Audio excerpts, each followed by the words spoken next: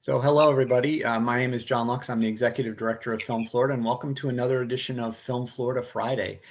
For those that didn't join us for the first one, Film Florida Fridays are interactive conversations about current topics, initiatives, and relationship building in Florida's film, television, commercial, photography, and digital media industry. Film Florida is a not-for-profit association run by volunteer members of the industry that represent all sectors of the film, television, production, and digital media and tech industry throughout the state.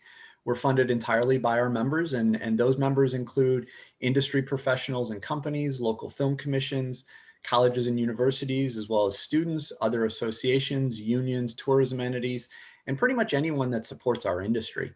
We have members from Pensacola to Key West and everywhere in between. So we truly represent all aspects of the industry throughout the entire state. And our functions include marketing, professional development, education, networking, and advocating. I want to thank our president, Film Florida President Gail Morgan, for allowing us to create Film Florida Fridays. And once again, want to thank our members, Sandy Leiderman, Christy Andrioni, and one of our guests today, Denise Simmons, for being instrumental in creation of the new series.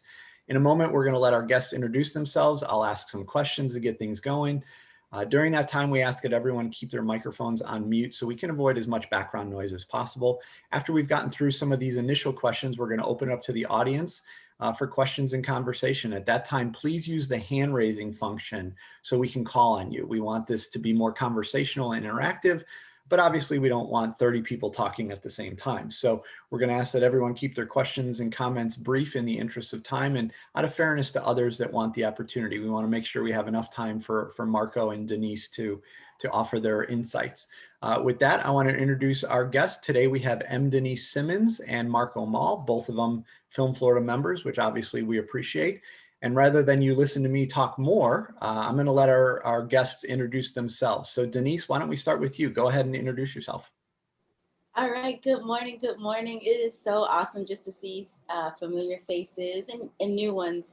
So a little bit about myself. I am a Haitian American filmmaker from Miami, currently residing in Broward, but I own my own production company, MD Simmons Productions. We specialize in producing, managing, and creating innovative artistic projects that brings revelation and provokes transformation in the entertainment industry, because ultimately at the end of the day, with the films we produce, the stories that we tell for us, by us, I want to see the entertainment industry revolutionized for the glory of God, because that's my story, that's my heart, and that's what I do.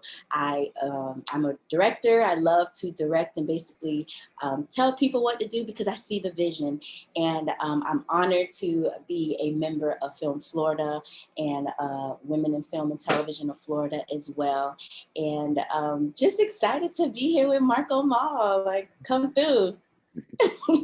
Well, Marco, that's over to you to let us know a little bit about you. I'm not as cool as Denise, but my name is Marco Mall. I'm a filmmaker. I started a company called Florida Film House 11 years ago. There's a team of about 20, 25 of us. We develop content here in Miami.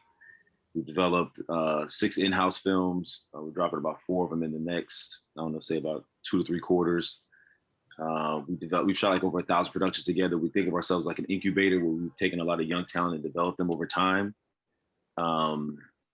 And once again, like how Denise said, we're very passionate about developing content that speaks to the community. So it's very authentic, or, we take a lot of time to, in developing our stories and making sure that they're very authentic, they're very real, they're very informative, educational.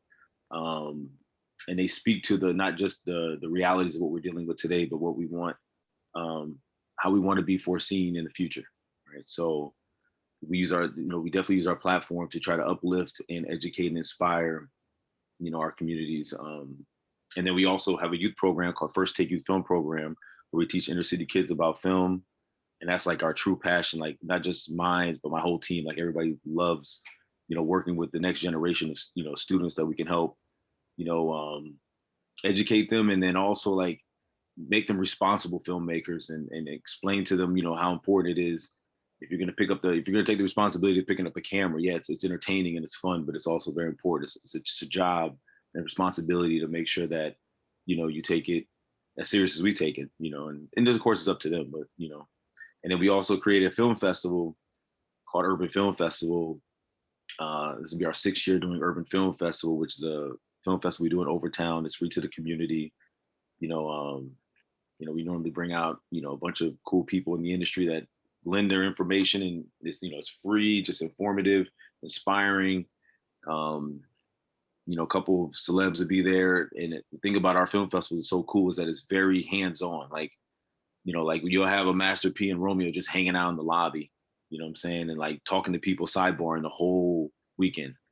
So, you know, we love our festival because we think it really does help um, the local filmmakers and the people that do come down. And I'm trying to add as much distribution components to it, because I think that's one of our biggest problems in the urban community, and not even just in urban, like up and coming filmmakers. It's really hard to figure out, you know, distribution models right now. So I spend a lot of time studying that. And then I've also partnered up now with some of the people that I've found through my travels, and recreated worldwide urban distribution to help young filmmakers and even my content and anybody else's content just get through some of those hurdles that we figured out, that, you know, it took us years to figure out, to kind of help navigate where people might not have to bump their heads as many times as we did. And then I'm also a partner in a new streaming company that's going to be launched pretty soon called Urban Digital Streaming, which is it's an OTT, international, AVOD, TVOD, a la carte distribution opportunity that will be launched for up and coming filmmakers. So that's some of the things I do in film. And then I also work with a lot of our local politicians to try to help them understand the importance of what we do. And I help them also with a lot of stuff they think is important, right? But I'm, you know, I love filmmaking, and I'm here. You know, I love my community, and I'm trying to grow it here in Miami. Excellent. So I'm very happy to have both of you here. Let's start, Denise, let me go back over to you and tell the audience a little bit about how you got your start and how you got to this point in your career. So it really starts with where I come from. So I'm Haitian. My parents immigrated here from Haiti in the 80s. And growing up, I watched them work very hard for very little. They were the ones that were, you know, doing the migrant, farming type work. So picking corn, packing blueberries, oranges, potatoes. I witnessed them doing that. And I even had an opportunity to work alongside my mother one season and picking blueberries. And so I just always witnessed that.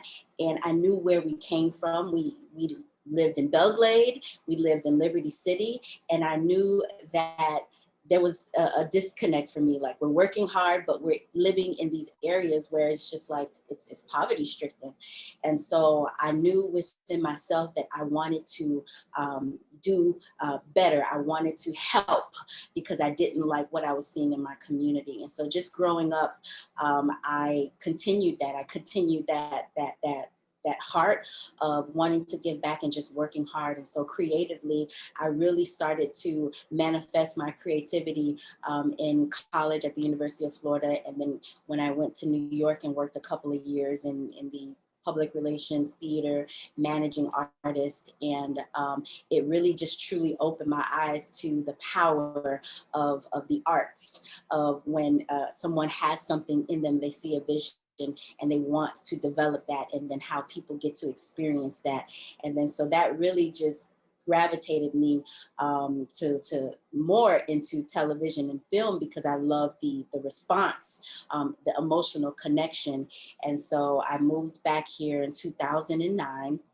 And in 2009, I was working in the corporate world and really wasn't feeling it, because there was a disconnect between my creative gifts and, you know, what I knew I can offer, and not being valued at work. And so I just took the leap of faith.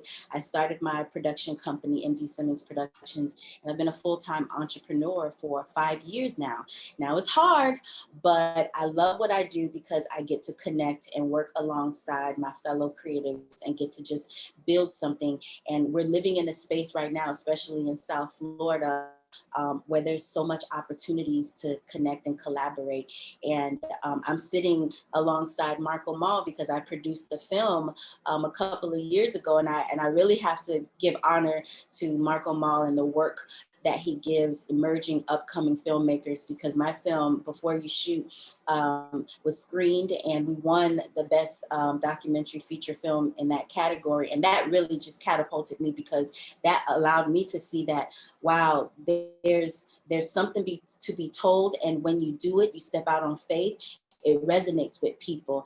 And from since on, I've been connected to people, and people who are wanting to connect with me through my film because of just the message about humanizing the lives of Black men in America.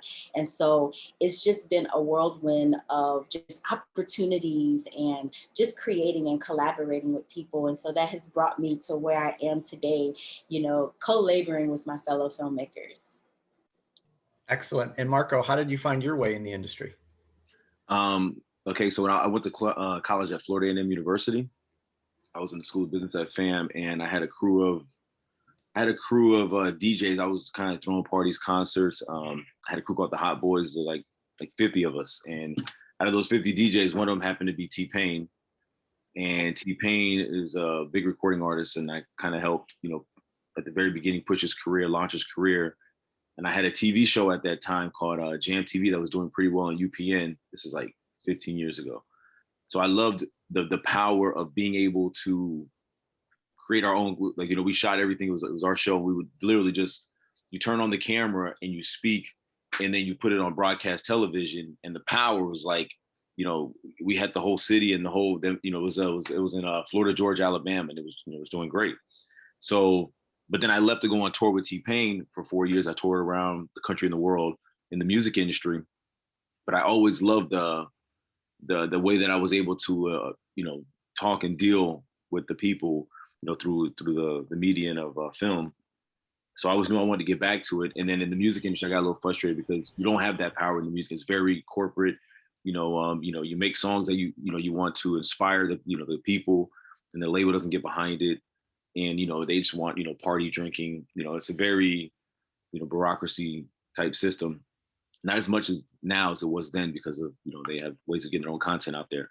So make a long story short, I left the music industry, came back into film, linked up with my partner Blah G, who was doing a lot of big Latin music videos, and developing a lot of Latin content. And I was kind of strong in the urban community due to, you know, me being with this #1 artist, touring for like 4 years. I kind of knew a lot of the big, you know, hip hop acts. So I knew that, you know, me jumping back into film, I would be able to, you know, shoot a lot of big music videos with my friends, and I can catapult. And once again, like, I knew I wanted to be in film because I knew that's the way I was going to be able to inspire and help move the needle, you know, in, you know, with just being able to help get the word out and, you know, educate and inspire. That's always been my drive. So I came out of South Florida. We started Florida Film House 11 years ago. And then, you know, 1,000 productions later, we had a beautiful team of people that think very similar to how we think. And like Denise was saying, I mean, there's nothing like the friendship, you know, that when you're developing content with your team, and, you know, it's beautiful. You know, like, that's where the magic happens, and that's what we've been doing ever since. So Denise, talk a little bit about your company, MD Simmons Productions. Where did it come from? What do you guys do? I see a great picture of your team behind you. Tell us a little bit about the company. Yes, so my company, as you can see, is comprised of BIPOC filmmakers, and we're really passionate about telling stories in a unique way that's purposeful, that resonates with the community that we live in, and we want to expand it and get it out there to the world. And it really was birthed out of a need to really express myself, because I felt as though I had something to say and that I needed to do it in my own way. And this company has afforded me, myself, my team, just the opportunity to kind of do that, and how we're able to connect with people. And not only do we produce content for clients and individuals and entities, but we also do event productions as well. Like I said, I'm a creative director and I'm a director. I love to be in that mode of insanity when things are high level and you just problem solve. You're very, our industry is very solution oriented, and I just love to be in that element. And so we do that. So I have, DPs, I have aspiring actresses, I have, event coordinators, writers, those who are passionate about wanting to see their work out there. And I'm all about giving young people an opportunity. And as long as you say you connect with me, you're like, you're an editor, or you want to do something, just like with Marco Mall, we give people that opportunity, and we fill them out. And I'm really excited about, just the end goal, because I want to establish an even greater space for us, especially just in Broward, South Broward specifically, where we have a space to create, to be nurtured and supported as filmmakers, as creatives. And so this is what we do. We love just telling stories from our perspective, and we're a mixed, diverse group of people that's doing it. John, Mark, John, I want to cut in with Denise. It's real important, like what Denise is doing, especially like in South Broward, because for many, like when I first came back to Miami, and we started Florida Film House. I was bidding for jobs and doing the whole. And I used to be also at some time in my life I was a sales manager at a radio station in Tallahassee, right? So like I would throw on, I know how to kind of like put together like little packages and present, and I was going out pitching for gigs. And I mean, we had this beautiful presentation, we had this beautiful reel.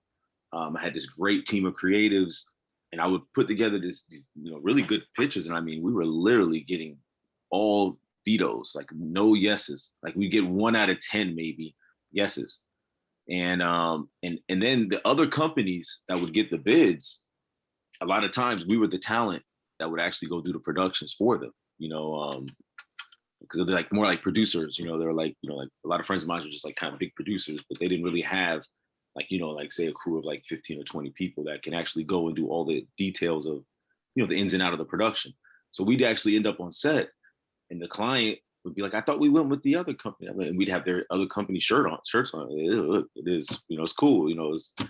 We're still the workers, we got to get the work done. Right. And we still got to make money. Right. So, it's really inspiring now because and then all of my young filmmakers back then, there wasn't a lot of places that they can go to, like other production companies that were there to kind of help nourish them and give them the opportunity to like kind of grow as a young filmmaker that want to come in and help with that same energy that Denise is talking about. So like Florida Film House is kind of like, at least 11 years ago, it was like there wasn't a lot of, I feel, opportunities for young up and coming, especially urban filmmakers back then. I think now it's changed because you have Denise's of the world that are coming in now also and, creating opportunities and, front running and getting it done.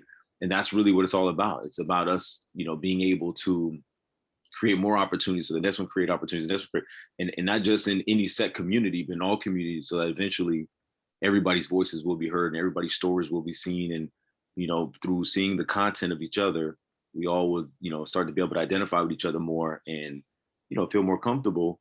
And some of the things that we maybe look at and don't understand about each other, even sometimes through just content, you start to feel more understanding and loving and caring and accepting of other people's cultures and things of that nature. So, it's real important that, you guys are doing these type of platforms that people can come on and, work together. And, because I'm telling you, like 11 years ago, it was tough out there for us, and, I'm glad that, we worked our way, like just through vertically integrating our company and, making it where, we were just very efficient. And we started able to start landing some clients, and we were, of course we were executing. So now you have Denise is executing, and, hopefully, many more to come. Well, and Marco, you have 3 separate entities that you're kind of responsible for, but they're all intertwined. And I know that's not an accident. So talk about how, the First Take youth program feeds into Florida Film House, feeds into the urban film festivals, and that all kind of works together to do exactly what it is you're talking about. I mean, yeah, at the end of the day, we're going to need, 100 amazing filmmakers, hopefully in the future, that are able to work to, like, a lot of times when I work in many cities, right? And places, countries, everywhere. And when they talk about Miami, of course we don't have a big tax incentive yet, and that's going to get worked out, maybe over time or whatever. But the one problem they say is that, it being non-union, it's hard to find good workers here, especially since a lot of them have left to go to, places where there's tax incentive. So my team, we're non-union. We've been working together for years. We're pretty solid, and we have a great, the way we work together is, to me is beautiful. Like I've worked with many teams, and I always love coming back to my team because, we already had all our fights. We already know whose strengths and weaknesses, so on and so forth. So, it's very important that we develop a strong film community that lives here, that's going to be here, that's going to stay here, for us to really help develop all this content, right? So the youth program, the way we were doing the incubator, Florida Film House has always been an incubator, but we knew we had to catch them a little bit younger and help mold them, get them into film college, get them into film or whatever, early, so that they can come in with that energy and help us with, we're going to need that young, energetic, they know what's popping, the authenticity of this is the cool stuff now, because as cool as I am, I'm 41. So I mean, I'm not as cool say as a 20-year-old, right? He knows what's going on, right? So so we created, the youth program, and everything has always been vertically integrated. From even when we, like I said, when we first started our company, we knew we had to take the money and put it back into buying the lights, buying the cameras, buying the lenses. If we ever wanted to shoot a feature film, once again, I went out there and asked everybody I knew with money, and nobody wanted to give me $250,000 to shoot a movie, which I understood, because they shouldn't, because I didn't have proof of concept, and who's to say that I was going to make the money back, right? So we knew we were going to have to self-fund our own content. So it was like, go get our own cameras, lenses, props department, through all these shooting all the music videos, and all the content for businesses, we just took the money and kept putting it back in till we got to the point where we were able to develop our own film. And then we shot our own movie. And then we shot our movie, I went to all the markets, Berlin, Cannes, everywhere, AFM, and came up with the person I thought was going to be the best person to distribute our content. And then that didn't work out, right? Because distribution had changed it by that time, and it was just a different model and a monster. So then I had to go and dive deep into distribution and kind of start figuring out distribution, right? And so everything is, it's just like you keep going down the rabbit hole, and then you end up, okay, I got to go a little further, right? So in this whole movement, I've realized that, I'm going hard at it. I have resources. I have, years now of experience, and I'm still bumping my head. Imagine the person coming in the game now. It's like, man, like I'm like, they might never really, it's possible they might, going through this system, you might get frustrated and give up. If you put all your eggs into the basket of developing content, put all your money, you borrow money from friends and family, you develop a piece of content, you can't monetize from it. You can't get it out there where you can feel good about, your art. Like, like Denise was saying, Denise made a beautiful documentary. I mean, I'm talking about tear jerking, emotional, inspiring, educates, so important. I mean, the timing, everything. But if she doesn't get rewarded for her content, she might be like, why? Right? Like, well, that didn't really work out. And, you always have, like the loved ones in your family saying, get a job. Of course, when you're in film, it's like, get a job, right? They don't mind making no film, right? It's like, but I love it, right? And it's, well, yeah, you can't live off of love. You got to go work for the county or something, right? Go work for the city, right? And it's like, so, it gets to the point where you have to have something to say this was a win. Like, keep going, right? So until we figure out this distribution thing, it could be, it's hard for the young up and coming guys. They're making money right now shooting the music videos. They're making money shooting, the corporate content, but, their dreams is to shoot narrative, right? And if they can't monetize from their narrative, then what? We start getting less stories, right? So I just feel like, so I created the youth program because, based all the way down to, helping build the community, the film festival. I used to go to a lot of film festivals, and I just really honestly felt like, there's a lot of great film festivals, but I didn't feel like they were just really focusing on the filmmaker. Like the hell with like making money. Like, film festivals should be free if they can. Now, I'm luckily the city of Miami got behind me.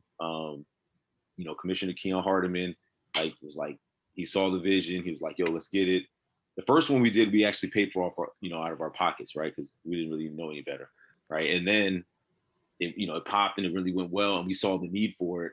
And so did the commissioner, and he got behind us on the second one, the third and the fourth, and so on and so forth. Now it's become like a staple in the community, and it's cool because this year I'm really trying to blow it out as much as I can. We're seeing what happens with all the COVID restrictions, but I'm really trying to go really hard at it this year because I think now more than ever the distribution is going to be the key for these young up and coming filmmakers to really start being able to monetize. I've seen a lot of my filmmakers that come into the festival that I've seen them develop. Like I've seen the guy come in year one and his content was okay, but I saw that he was like passionate. You could see what he was going for. He might not have had all the right shots, and the edit might have been a little weird. His audio might have been a little weird, but you saw the story. And I was like, nah, let him in, right? And that's another thing. We probably screen more films than anybody. Like this year, we plan on screening. We can't screen all of them in person, but we're gonna screen 305 films this year. That's what we're going for, right? Because we also have like a hybrid where it's online and it's in person. And it's really just about trying to create as many opportunities as possible, because like I said, that little bit of reassurance might be the extra push that filmmaker needed to keep going. And that filmmaker might be the filmmaker. That might be our next John Singleton, Right. So. Well, you mentioned distribution now a couple of different times. Getting that content from the Black and the urban culture out there has always been a difficult process. Is it getting better? Yes, it has gotten better. Like on the internet, Black Panther, Moonlight. Like I literally would, be in Berlin or something, and I'm talking about some of my content. They'd be like, "Oh, like Moonlight." And I'd be like, that was at first, okay, when I first was going out into the markets, I literally would have like, you go to like, say, EFM, you set up like 100 meetings, right? 70 meetings, like 20-minute meetings back to back to back to back, right? Mm-hmm. And a lot of times, I'd get to the meetings and literally they would apologize. I'm so sorry. We did not realize we don't distribute urban content. They wouldn't even say urban. They don't even, they're from different countries. Like, we don't distribute Black content. And I'd be like, yeah, but it's a love story and and it's not about Black. It's about, cultural and, between, and then I would start explaining it to them. They'd be like, that sounds interesting. Right. And then they'd be like, well, let me see the trailer. And they see the trailer, they'd be like, damn, this is pretty cool, And then maybe they might be more inclined to get involved in these people that happened to me at least the first time I went to Berlin, that probably happened to me 20 times.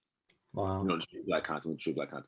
But those people now, like now that I've been going every year for, whatever, say 5, 6, 7 years or whatever, by 7, COVID.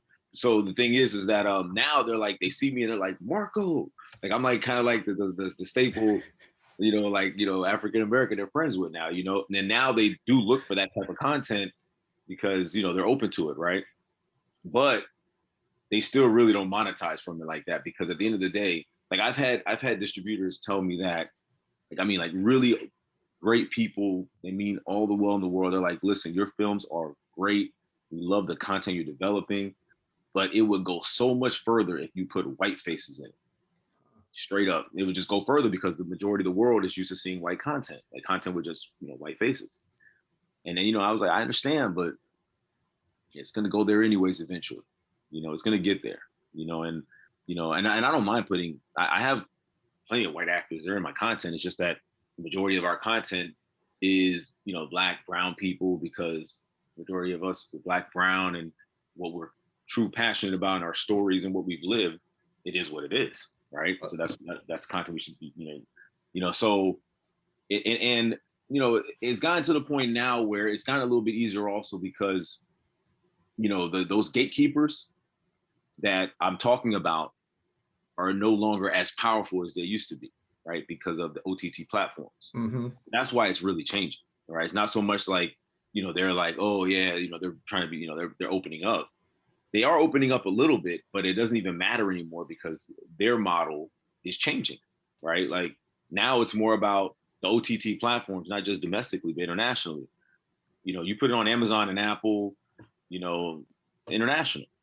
Right. Now it's more about you being able to move the needle in those countries, right? How are you going to move the needle say in Germany or Switzerland or France or Africa, certain countries in Africa or wherever. How you going to move the needle, right? So that comes down now more into marketing, right? So it's changing. It's definitely changing, and I think that, and it's really cool because I think that the people have been wanting to see different cultures. Like when I go look at Netflix, I'm looking for the Korean content, the Latin. I like to see the different. Like I love BBC. I love seeing all the different cultures around the world because I already seen a bunch of American content, and I still watch. I watch everything because I'm a filmmaker, right? So you got to like study. But there's so much more content out there in the world. Like I love the Bali films. It's like I don't even know it's halftime. I love the dancing and the music, and it's popping. They're happy. I'm happy watching it. And I think that a lot of people are digging being able to see all this new content and being accessible to all this content. So distribution is definitely changing, because of OTT and the access. And now, Denise, talk about the cast and the crew. I mean, well, more the crew than the cast. I mean, it's one thing to have the on-screen being more diverse. What about the importance of having that behind the camera? I think it's even more important now than ever that the crew reflects the world that we live in. Despite what we see in terms of the turmoil and social injustices, but now more than ever, I'm seeing and I'm experiencing myself that it really takes your crew to be diverse, have a plethora of insight and backgrounds within the crew, male, female, Haitian, Jamaican. Like it really takes that because of the amount of work it takes to put on a film. And if you just haven't, I've been on sets. I've been on sets where I'm sometimes on national commercials and I am the only Black woman. Absolutely. And it's eye-opening, but I see the necessity of my presence there because of what I am able to bring to the crew in just my element and just the essence of me. And I look around, I'm like, just imagine if there was just more, like the vibe, the energy of the set is just different. Because if you just have a whole bunch of older white men, like it's boring. And so we're the ones creating and making the stories. Why not have that be reflected for the ones that are behind the scenes making it happen? And we do it in such a beautiful way when it's diverse. We do it in such a beautiful way that's so much more impactful. And so I totally agree. Like it is so much more necessary now more than ever for the crew just to be as diverse as possible. I'm gonna say this. I understand that a lot of times people like to work with people they feel like close and similar and comfortable with, right? So I've always understood like where I like when I work with say a Latin production, everybody speaking in Spanish, and there's not a lot of say anybody that doesn't speak Spanish there because if you don't speak Spanish, they got to speak English to you. It kind of throws off the whole vibe and the energy. I get it, but if you're making content that's general market content for sure, and even if you're not making general market content, any content you're developing, it is always it's great to have like I have a writing team, right? And my team is a team of like 6 people, and we work together to develop these stories. And one gentleman is Haitian he used to be a minister, like kind of pastor-ish, and he's very good at bringing that certain element to what we do. And one of my friends is blah is a storyteller. Me, I think I'm very like logical and good with developing the character. So different people have different strengths that bring it all to the table. And I think that when you look at having a diverse film crew, if the team, especially above the line, or even people like not just even like crew, but like everybody, but especially above the line, if you have a diverse crew, then if you're going for multicultural general market content, any of that kind of anything that you want to be open-minded to different ways of thinking and living, I mean, how else can you not, you can't have someone that does nothing about a certain culture trying to write about a certain culture or trying to create content about a certain culture. I mean, it's not, the authenticity is going to get missed, right? But even on like on set, like having those diverse crews, to me it makes it extremely more interesting and fun. And you know I think that here in South Florida, I mean, South Florida is such a multicultural place anyways. We're already used to diversity. You know what I'm saying? Like Right. our world, you go from one restaurant to the next restaurant. Everything about Miami is diverse, right? But like when you really go, like I film in like like New Orleans and like just other places that's not as diverse. And then I've traveled all through America where like I've been places where I'm like the first black person ever. I was like literally the first black person like at the mall. Kids coming up to me, touching me and stuff. And is he real? Right. So it's like there's different places. So I wouldn't expect those. Like if Denise moved to those places, she's the first black woman to ever live over there. For like people haven't seen black people that much because they live in the middle of nowhere, right? With all due respect, then they might not be so quick to put Denise to develop the content because they're just not even, they're not even up on her culture or how she's going to add to the situation. But of course she does, right? And everybody does that gets the opportunity to be heard and voiced. And, and I think right now what's going on, with the country, just the awareness of, a lot of people just weren't aware that people live differently. They're just not even aware. Like everybody's going about their life, and you're dealing with what you're dealing with, and you're thinking that your life is hard, and then you realize, damn, their life's a little bit harder. Like, wow, is this real? Like you almost think it's like, is this fiction? But it's real, right? And through the awareness, I think things will get better. And things will, and that's why we develop content, and that's why we work together, and that's why sometimes they have to make rules so people have to work together. But then when they actually start working there, they start realizing that it's going to be all right, that we're going to be okay. And that's really even like our job is like, even like, instead of like our content is a way for people to feel more comfortable, right? Because you start realizing more about, okay, this is why this person has a chip on his shoulder, maybe. Like when Denise made her documentary, I mean, she explained why, like, okay, Black Lives Matter, everybody, Black Lives, everybody, all lives matter, everybody matters, right? Of course, everybody matters.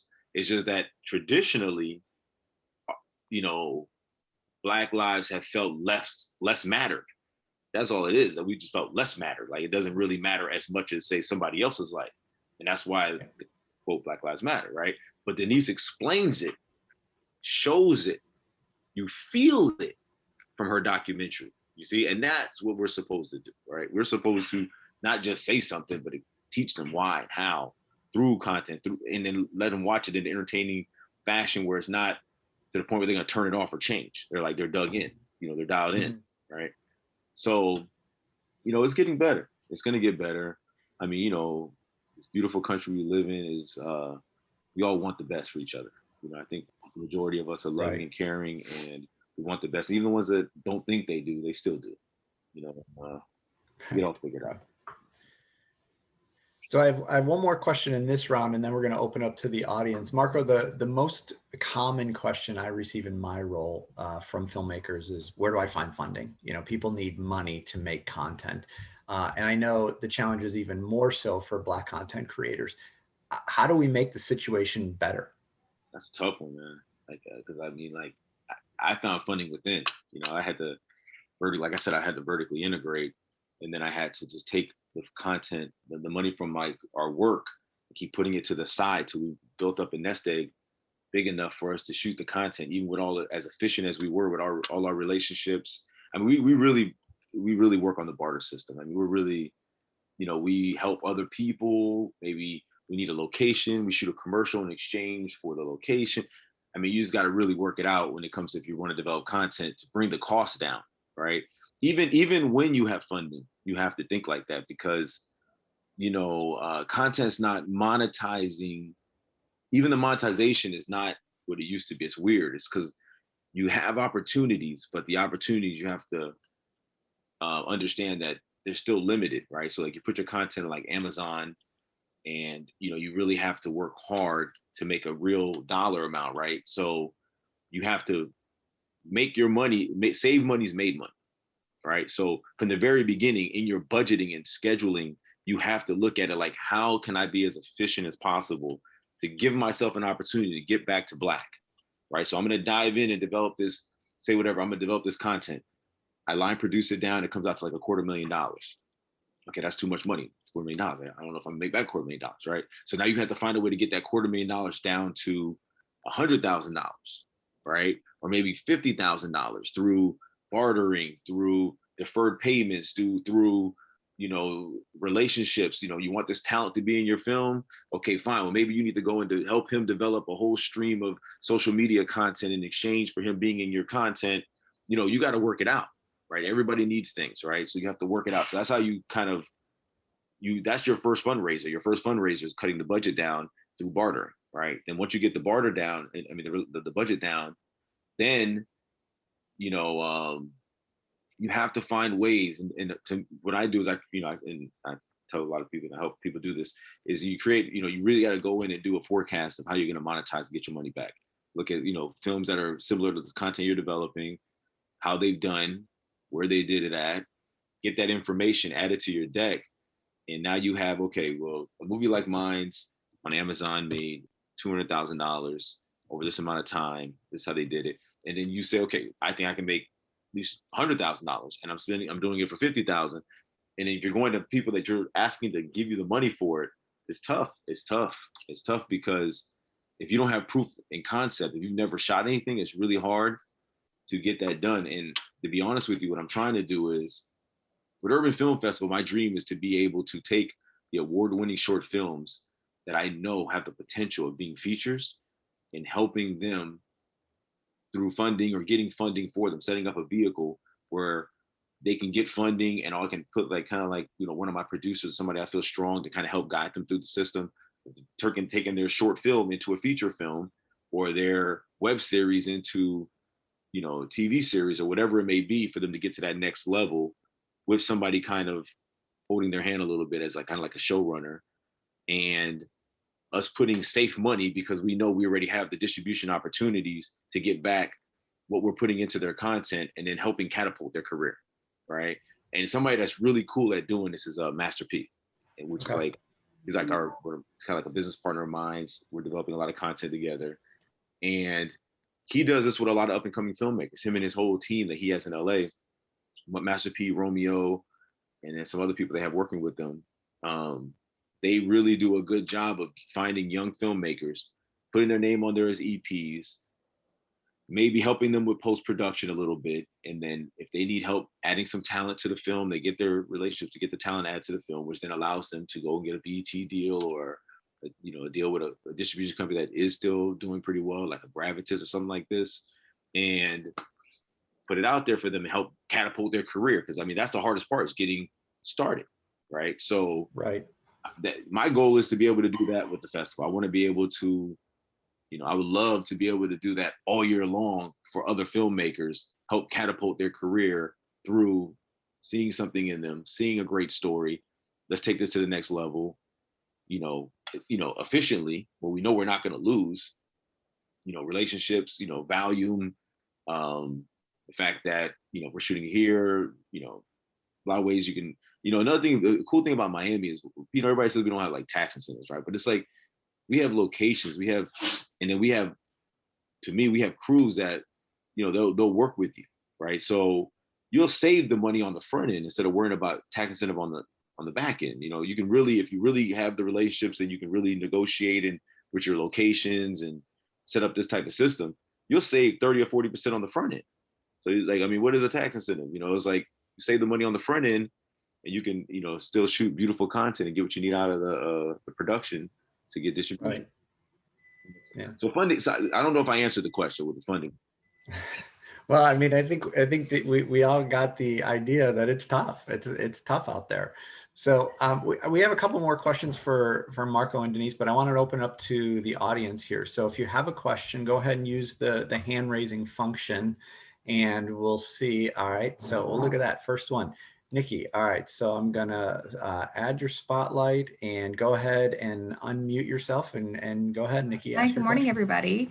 I am Nikki Welge. I'm the State Film Commissioner, and I've had the pleasure of chatting with Denise several times, and I'm glad to see your face today. And Marco, I'm not sure if you and I have spoken over the years, but it's been wonderful to hear about what you're up to. And I double checked and made sure that your festival is on our website, and it is. So we have a list of film festivals in the state of Florida, and yours is up there. And so if anybody is like, how do I get there? Obviously you can Google it, but it's on our website as well.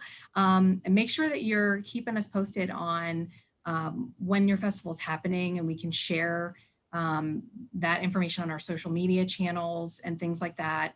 So if everybody on here doesn't already follow our office on social media, we're on Facebook and Instagram and LinkedIn and Twitter, but we're happy to share good news coming out of the state in the production world, and events like film festivals are important for us to get the word out about as well. So, but my question is, I would love to have an opportunity to see some of the content that you two your companies have produced. Denise, I want to see your documentary. Where can I find the content that you guys have produced so that we can support it and watch it? Well, thank you. Yes, of course, it's on Vimeo on demand.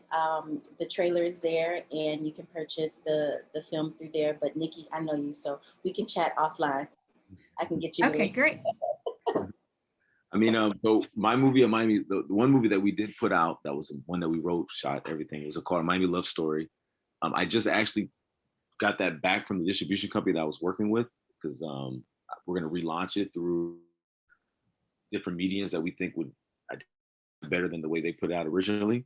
But it's still on Tubi, right? So you can see a Miami Love Story on Tubi. And then I have a movie that we did called Fade Away that's on the Sony platform. And it's on like a lot of different ones. But then we have other films that are coming out now that looks like we're probably going to be on BET Plus and BET. And there's 4. Awesome. Two are faith-based, and then 2 are not faith-based, just culturally strong. And thank you, Nikki, for all the work you're doing as well. And I'm definitely gonna, looking forward to being in communication with you about our festival. Our festival is Labor Day weekend, by the way. Every year we do it Labor Day weekend. It's a 3-day festival. We're doing about 53 to 60 activations between workshops, meet and greets, master classes, panels. And then we normally have about 3 or 4 different locations we're screening content around from morning to evening, around the clock. And everything is free of charge. And then we do a lot of cool networking events. And then we do some cool, premieres, of course, right? And then the majority, like almost every event is pretty much done in Overtown at the Lyric Theater, Overtown Performing Arts Center, Red Rooster, the Urban, and then, like the Dorsey Library, which is the location we do our youth program, and then other locations like the Tribe and smaller ones around there. But this year, we're also probably going to have to add our Friday night premiere outside of Overtown. So I'll definitely keep you posted with it, but it's going to be pretty cool. Awesome. Thank you. Excellent. And with Marco and Florida Film Florida Film House being a member of Film Florida will also be promoting the Urban Film Festival as well as we get into the summer as well. So, all right, thanks, Nikki. And by the way, Nikki's our next guest on Film Florida Friday in June. So I posted a link to the registration in the chat box, and we're promoting that a little bit more. But make sure everybody signs up for that. Who's next? Who has a question for either Denise or Marco or both?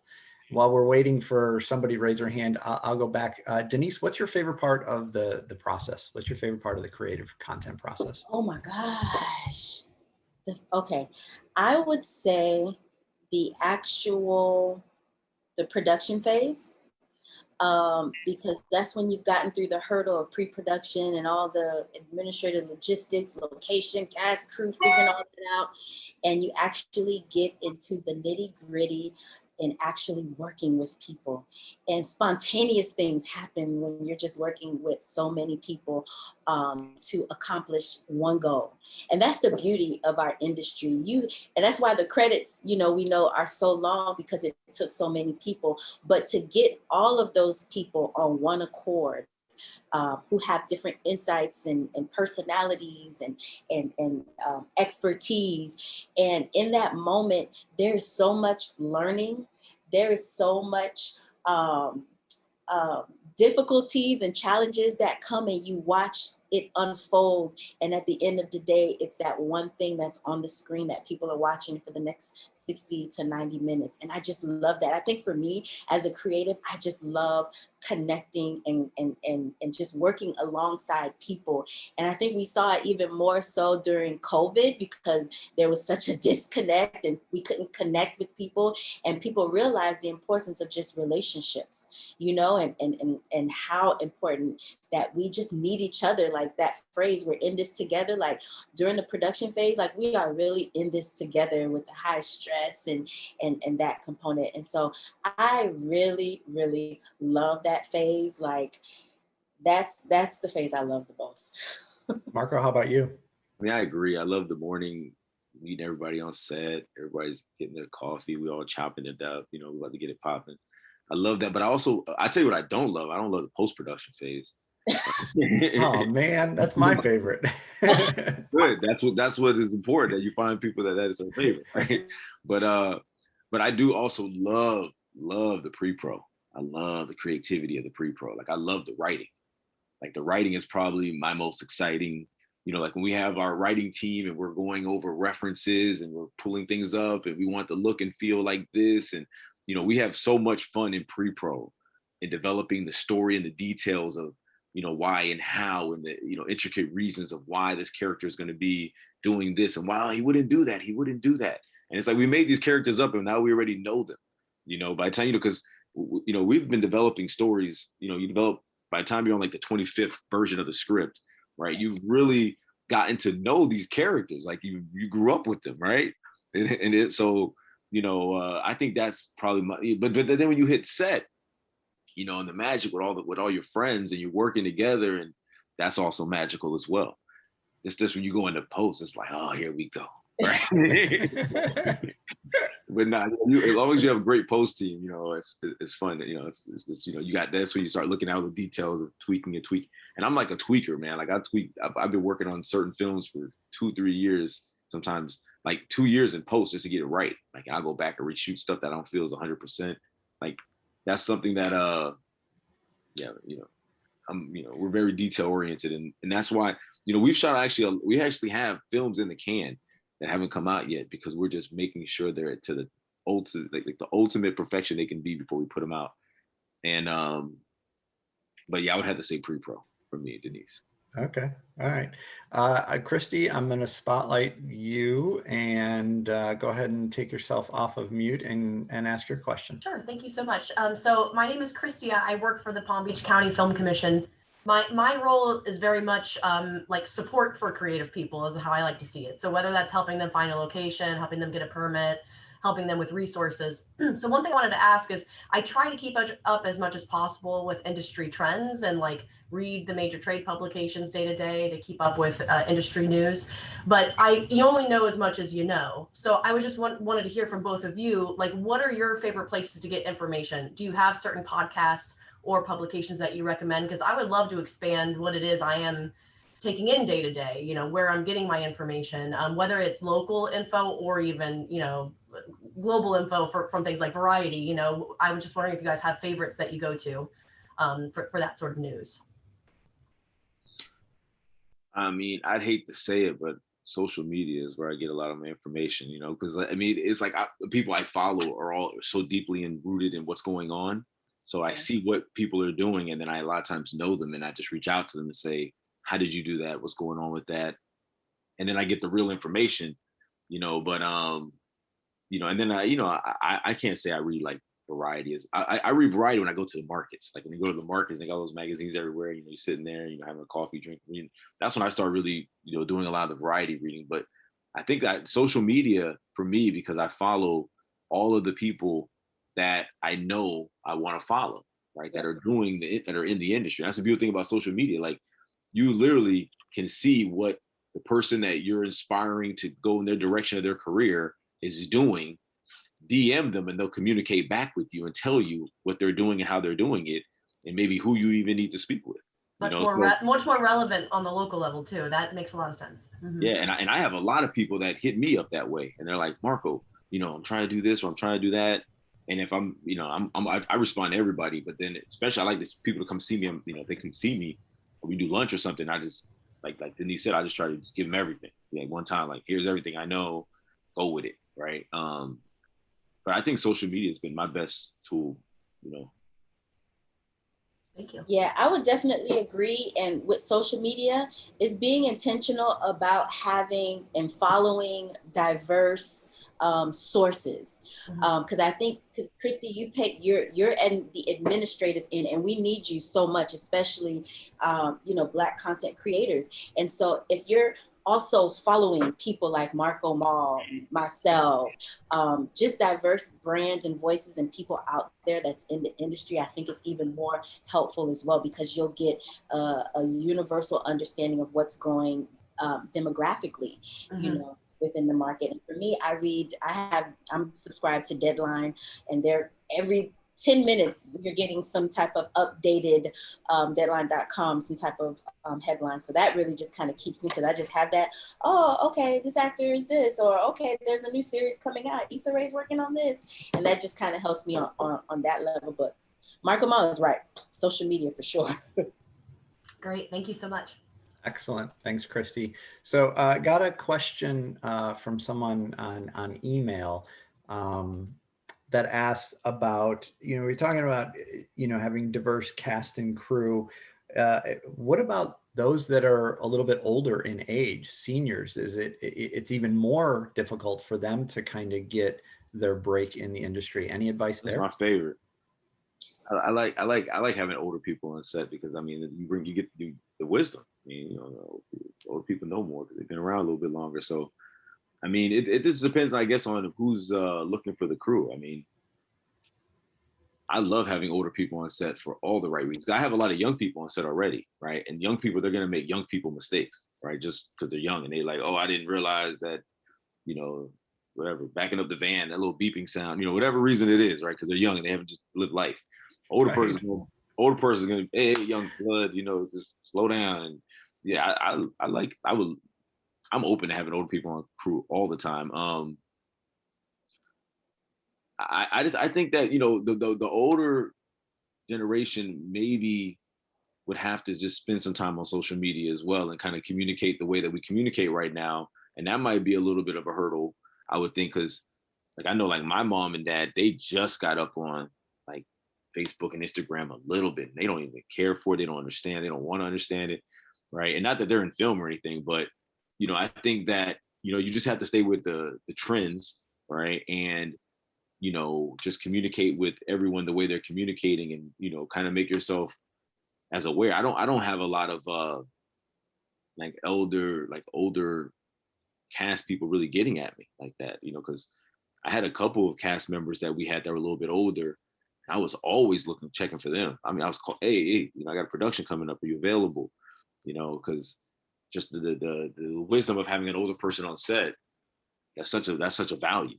I mean, at the end of the day, I mean, most of the positions that we do in film are not rocket science. It's about just being able to work together as a team and the synergy. And a lot of times older people even bring that synergy together even better, because they've lived life, right? So they've already been through a lot of the pros and cons, and they already understand some of the things that a young person might be going through emotionally, and they could just go and drop a little gem on them and keep them going in a positive direction. So I would definitely think that's a super pro on set. Excellent. Denise, what about you? Yeah, I actually have an older person, a part of my team, and what I'm learning and what we're building is, it's important, especially if you're wanting to just break out into this industry, to have an open mind, because of the information overload and just how vast and how changing technology makes our industry, and the amount of information that's just coming at you.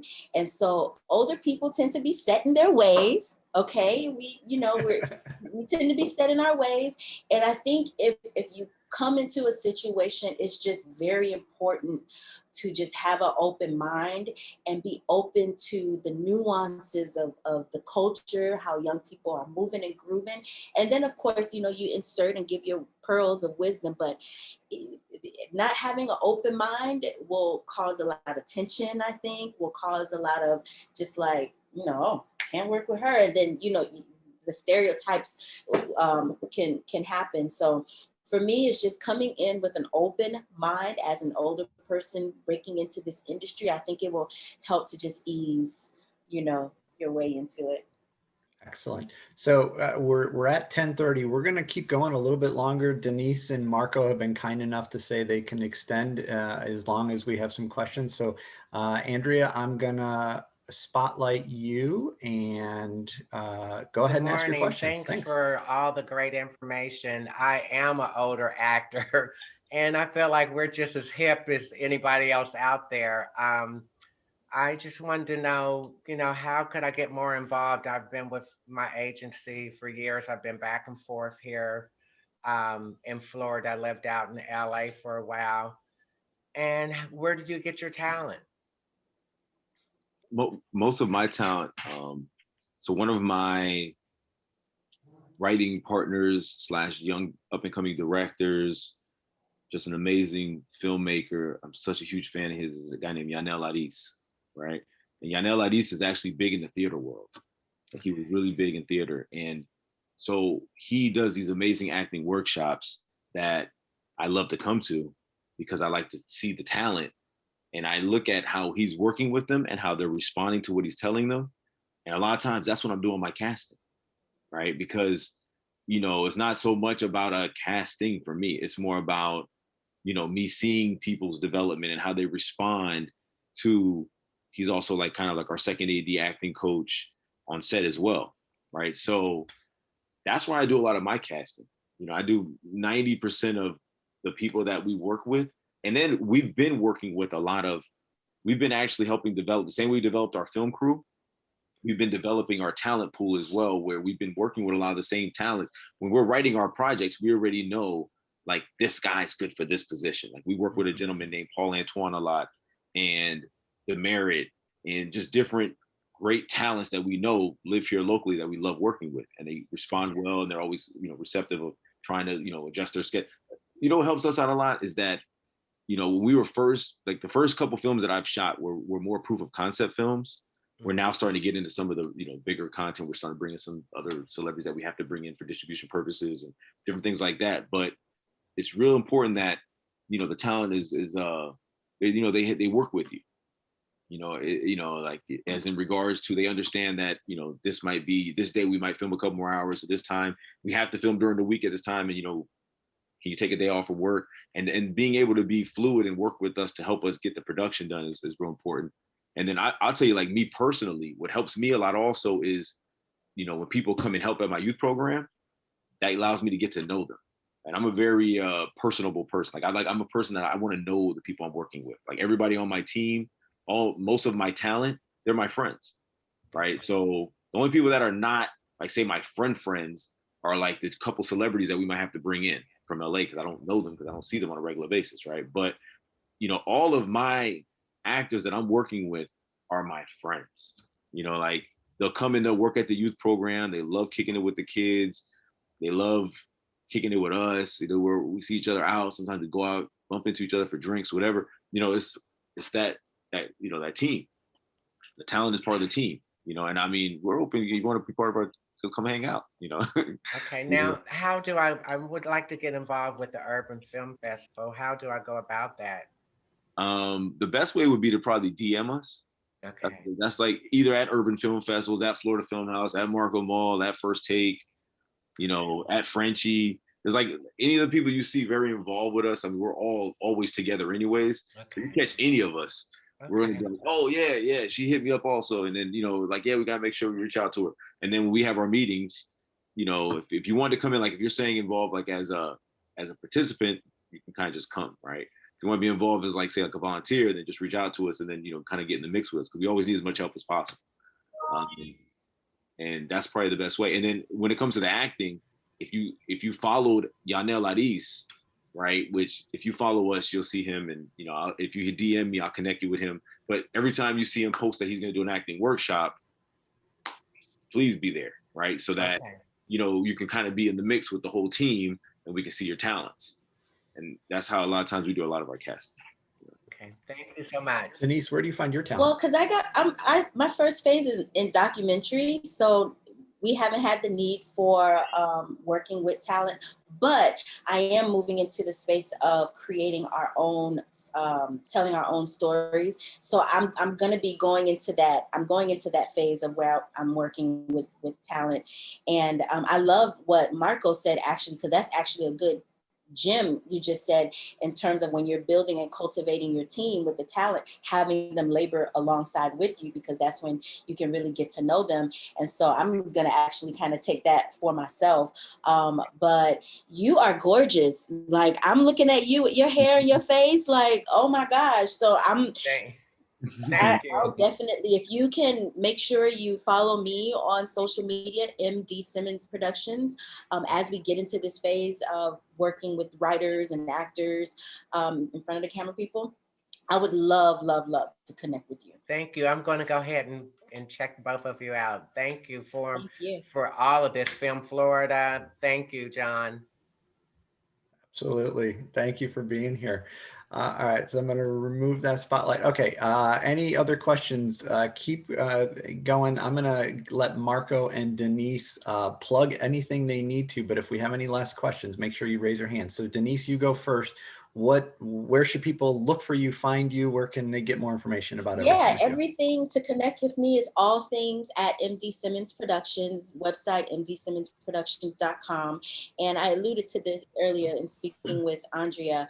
I'm working on just a passion project, because what I've realized as a filmmaker, you just got to get out there and create.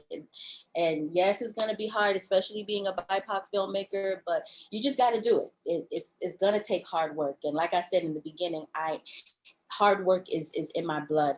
And so we're moving into this phase of producing a series called Unseen Behind the Lens.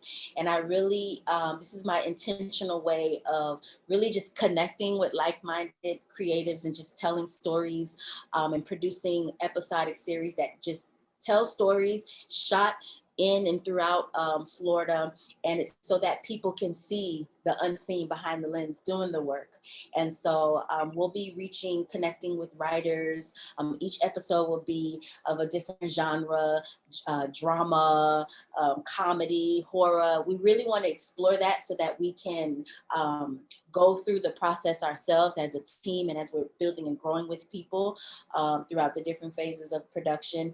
And so that our community can just see us too, because it's very important that, you know, the politicians, those people in those administrative capacities see people like us doing the work in the community. Because like I said, I was on set. You'll see nothing but white men on set, but if they see more of us with those cameras and cranes and like, oh goodness, Hollywood is in South Florida and it's looking pretty diverse. And that's my intention behind this production series, Unseen Behind the Lens. So that's what I'll be working on. If you connect with me at MD Simmons Productions, you'll see all that information there. Marco, how about you? You got lots of websites and social media pages. Yeah. So I have so all of our social media is like at Florida Film House. So at Florida Film House for social media, at First Take for social media, at Urban Film Festival for social media for those platforms. And then the website, Urban Film Festivals with an S.com, is the Urban Film Festival website. FirstTakeYouth.com is for the youth program. And then Florida Film House's website, I think, is still going, we're redeveloping. You can go to it, but it's going through a revamp right now. And then we're developing, like right now, we're in the mix of developing a film called Monster that we're shooting with Romeo Miller, and he's bringing in a bunch of celebrities for that. We're supposed to be shooting that like towards the end of June. I'm pushing real hard to push a passion project of mine called Soul Quest, which is like an urban Goonies story with my youth program over the summer. And it's basically an urban Goonies story where young kids are trying to basically search through Black Miami to find priceless Black historical artifacts while being chased by like some basic culture vultures or some like basically antagonists to try to steal the culture. So that's a passion project I'm trying to do my youth program over the summer. So hopefully I'll be shooting that in July. And then I'm creating and then we're working like on a couple cooking shows. We've been doing a lot of stuff with the Food Network lately. And I'm also, another thing I'm working on that's pretty cool is I'm working on trying to get a temporary studio in Overtown where I can actually bring down some of these productions that would typically be in New York from the Food Network and those have like big budgets, and there's going to be a lot of job creation for that. If we were able to bring those down, so that's something I just started working on last week, and I think that's looking pretty promising. The both commissioners have said they're for it. So if we can get that in, that'd be good for the whole film community, because they're bringing in it's about $2.4 million production on the first one, and that's typically where they're at, around that $2 million mark. So that would be say 40, 50 local jobs, and then we're also creating a mentorship program with a couple of those production companies and my not-for-profit, where they'll actually have my film crew and other people that in the film community shadow some of their film professionals that they're bringing down, so that we basically help build capacity for our filmmakers, so that next time they don't have to bring in 25 people from New York or 25 people from LA. They just have to bring in 20, because our guys are starting to get up to speed. And over time, that's going to help it where they don't got to bring in anybody. They just bring in their above the line people, whoever they feel like they need to bring in. And my guys can, and the people that I've been putting through this mentorship program, can now start to fill those gaps, and they can start shooting more productions here in South Florida. And these are the type of programs that that I was saying, like I work close with, certain commissioners and certain people that can help me make these things happen, so that I can help nourish our film community here, so that eventually we'll get to the point where it will become hopefully as popping as Atlanta is, with or without the incentive. Exactly. I love that. And you know what? And at the end of the day, we're keeping our talent here. And the more we support people like Marco Mall and what he's doing, like that at the end of the day, that's what I want to do. We're all working towards the same goal, cultivating, supporting, empowering, educating the talent here, so that they don't go elsewhere, because the temptation is real to leave, to go to Atlanta. Like I've been in so many conversations, and it's like, that's where you want to become a DGA and DJ membership, you need to go there to train. And it's like, it's so tempting, because this is what I want to do. But the work that you're doing, like that needs to be amplified, continue to be amplified, because it's so important. Yeah, I mean, we've been offered amazing deals in Atlanta to go pick a little team up there, and basically set up in studios where they're going to give you a studio pretty much, and all the resources. I film in Atlanta quite a bit, and I film in LA quite a bit. I mean, I don't film in there as much as I used to, because I'm not doing as much service production as I used to. Now I'm focusing more on content development and internally developing content. But the thing is that there is no other Miami, right? So this is where it's all going to come eventually, if we help just build the infrastructure needed, to really support the potential productions to come down here. And then if we get to the point where we're actually able to monetize from our productions, and we're able to develop more Denise Simmons, right, and up and coming production crews and teams and filmmakers, but find a way to help them monetize, then people definitely don't have to leave, because this is where it's at anyways. Right. So it really comes back down, like I keep saying, distribution. I mean, the monetization is so important. There's really just not a lot of avenues and angles and opportunities that are accessible. Like right now, you put your content, you go to AFM and you give your content to a distributor, you might end up owing them money at the end of 2 years. It's crazy.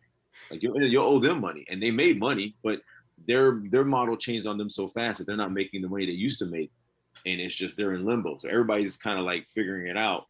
So you have to go probably OTT, personal relationships that you meet at a festival to monetize. Right. Well, I that was really well said at the end by both of you, and I really appreciate both of you taking the time today to talk to us and share your knowledge. Just a reminder that our next Film Florida Friday will be June 18th with State Film Commissioner Nikki Welge. That we're going to cover a lot of topics with Nikki, so be sure and register for that one. The registration link is in the chat box, and we'll be sending out email blasts. I again want to thank all of our Film Florida members.